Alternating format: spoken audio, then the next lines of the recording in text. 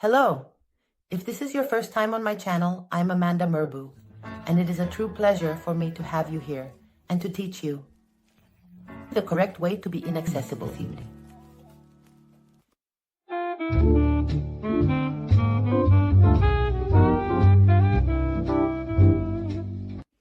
And in this video, I am not going to teach you games, tricks, or manipulations to make things difficult and thus make that person obsessed with you because of the challenge. No. This video is not about that, but it is about understanding that it's not about making it difficult.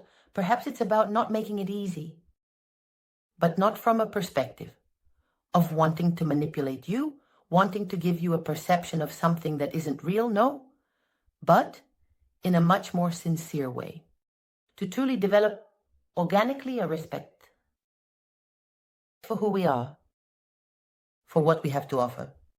That is, not viewing this as a game to hook someone, but starting to understand that the way I present myself has an influence. We often think, no, I don't like games, Amanda, so this is how I am. I meet someone and I get 100% excited, right? But let's consider something. Let's say you meet someone, for example, right? Imagine that, I don't know, you download a little app or go out partying. In short, you meet someone you just met. And you are enthusiastic, you are dedicated, and so you might have a first date where you tell this person a lot of your personal intimacies about your past, your life, your plans, what you would like to find in the other person. You reveal how much it motivates you, and then you go to their house or your house and you have intimacy. That is, you give yourself body and soul, as they say colloquially, you give it your all. Don't you really think that this, as I say, there's a difference between trying to make it difficult, deliberately trying to complicate it, and making it easy? And it's about giving yourself, that is, it's about understanding.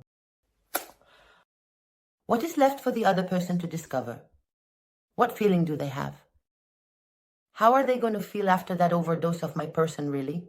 Because I have given myself completely. As an individual, should I do that? Should I meet someone and what truly comes to me is to go ahead and give everything of myself? Of the information? Is it to give myself emotionally and physically? Should that be the consideration I have? That I meet a stranger and what arises in me is to open all my doors? Shouldn't I hold myself in a different light and esteem where I understand that what I am is highly valuable first and foremost to me, and therefore the way I allow for you to gradually access me on all levels. As you can see, I don't want to reduce it here. Many times we reduce this to the physical, and it has nothing to do with the physical. It has to do with seeing myself as a whole, what I have to give, what I have to offer, who I am. And if I meet someone and see potential in that person, yes, I want to give myself the opportunity to let you get to know me. And I obviously also make the effort. But I don't want to give you unlimited access to my entire essence, to my whole being, to everything I have. No, because it directly seems a bit reckless to me. It's like at first not giving yourself that respect you need to give yourself, that consideration, so that others have it for you.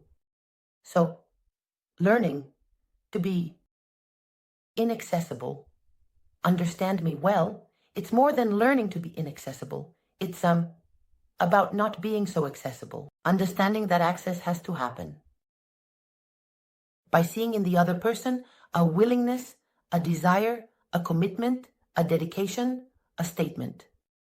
Hey, I'm not going to let you into my world so that you do whatever you want in it and then leave. But the problem is that when we give ourselves like a whirlwind, that's it, right? And that's why we feel so bad afterward, right? I don't know anyone who has gone on a date, opened up completely, had intimacy. And then, if they haven't heard from the person, they felt terrible. You feel, well, you say, oh, I feel used, right? I feel like I've been used, that's it. But there are two parts here. And there's a part where you have allowed a completely inappropriate use, indeed, of your entire being to take place. Because first of all, you shouldn't have allowed total access to yourself. I mean, I want this part to be well understood, because it's not about executing manipulation. It's not about, oh, I have the trick. I restrict my intimacy so they want to make an effort. What kind of game is this? It's not about what the other person should see in you. It's about the consideration you should see in yourself, what you should see in yourself first. And how that?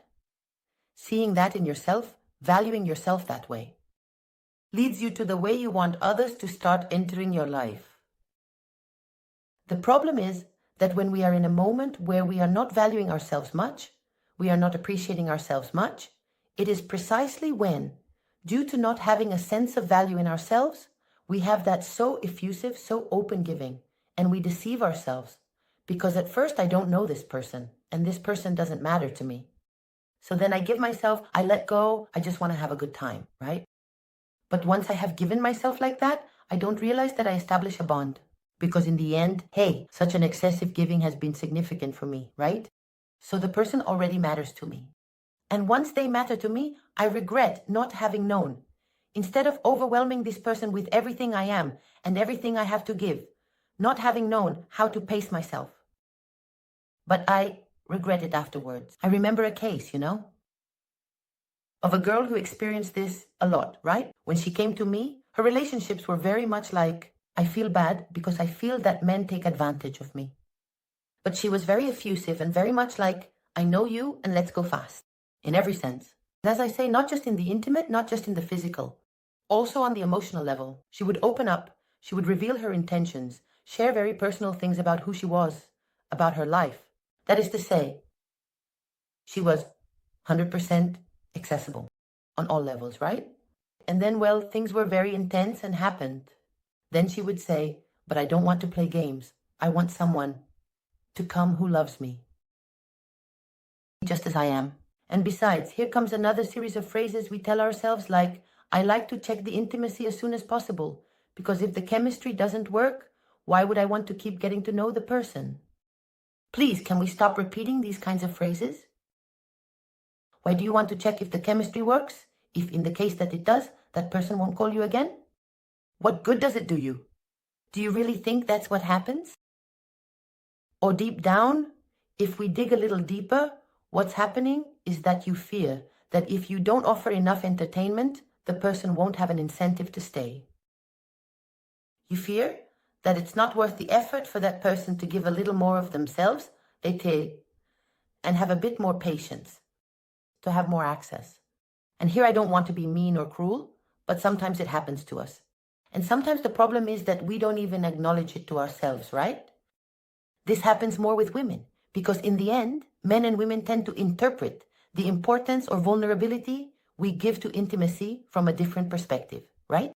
But when a woman doesn't value herself, access tends to be quicker. Not because she's desperate to have access, but because she fears she's not worth enough for him to want to stay otherwise. So we have to abandon those fears. We have to understand that the quick access is never a guarantee that someone will stay with us longer. Quite the opposite. You have to start valuing yourself enough to understand that you don't want to give yourself away quickly. There's no rush. And it doesn't matter if today that person doesn't matter to you yet, because you still don't know if they will matter to you later on.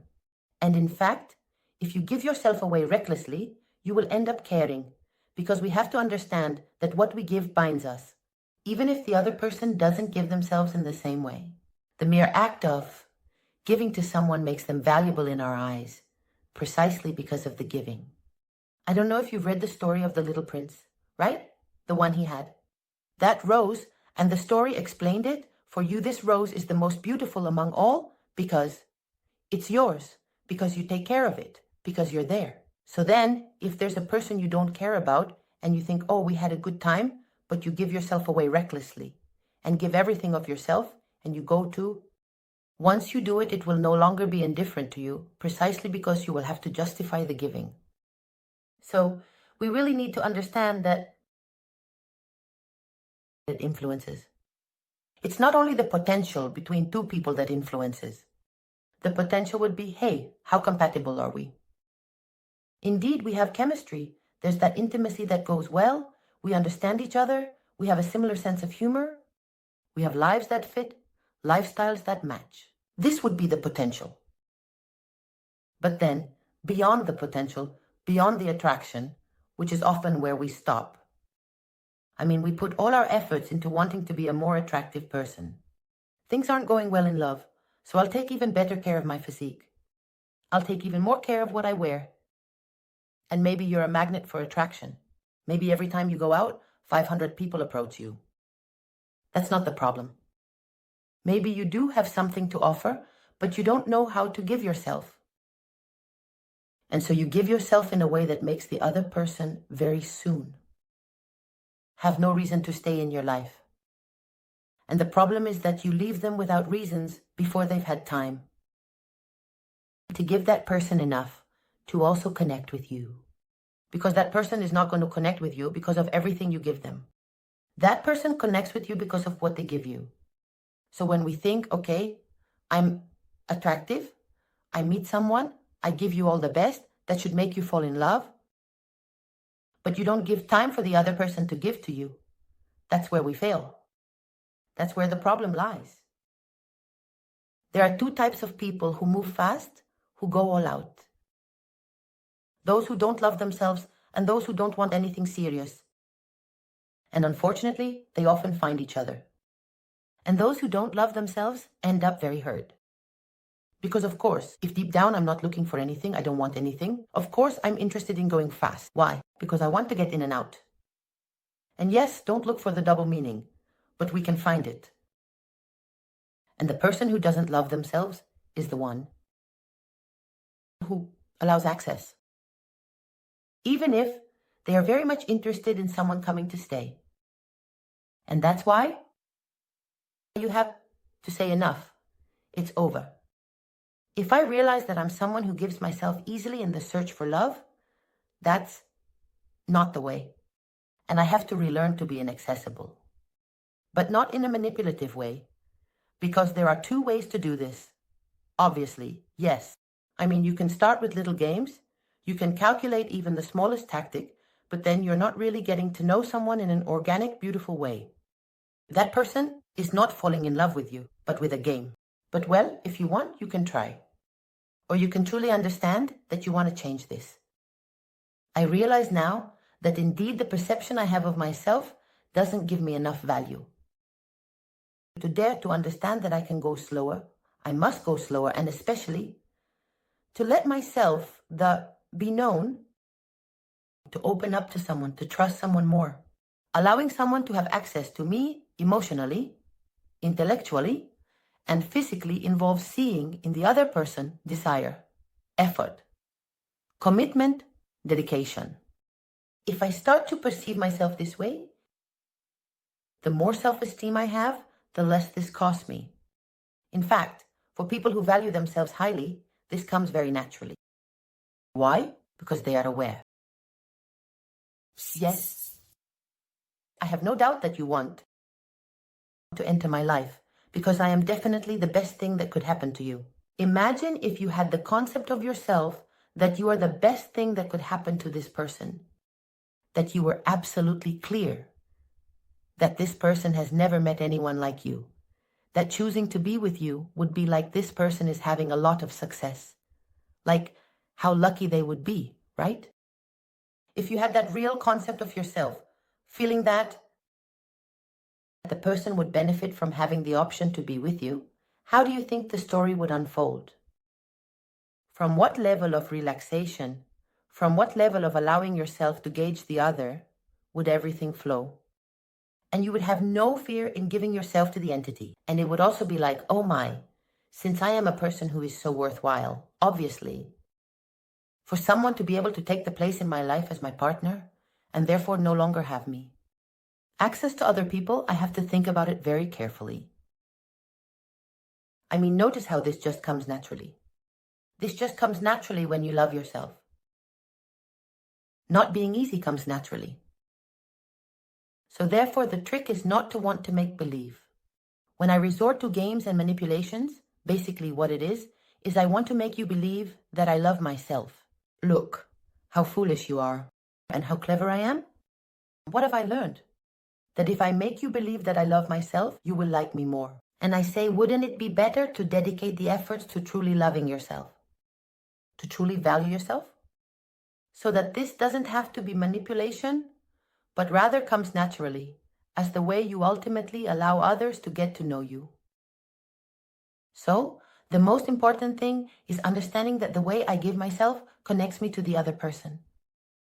The best way to give myself is by seeing a commitment from the other person. And above all, also evaluating if that commitment is sufficiently pleasant, appropriate, compatible, to gradually allow access to me in a way that I also value what I have to offer. And to the extent that I value what I have to offer, others will value it too.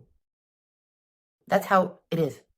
And truly understanding this genuinely, without games, without nonsense, comprehending it, saying, my goodness, today, how am I valuing myself? Why? What do I have that makes me give myself away like this, as if it were something insignificant? No.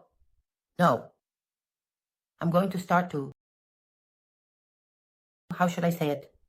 To rethink it, to recalibrate the concept I have of myself, and to approach things differently. And you'll see the positive impact it has on your relationship with others. Well, I hope this video is helpful to you, that you liked it. If that's the case and you're not yet subscribed to the channel, of course, I invite you to do so, to hit the bell, because I would love for us to see each other again very soon. And until then, as always, I send you a big kiss.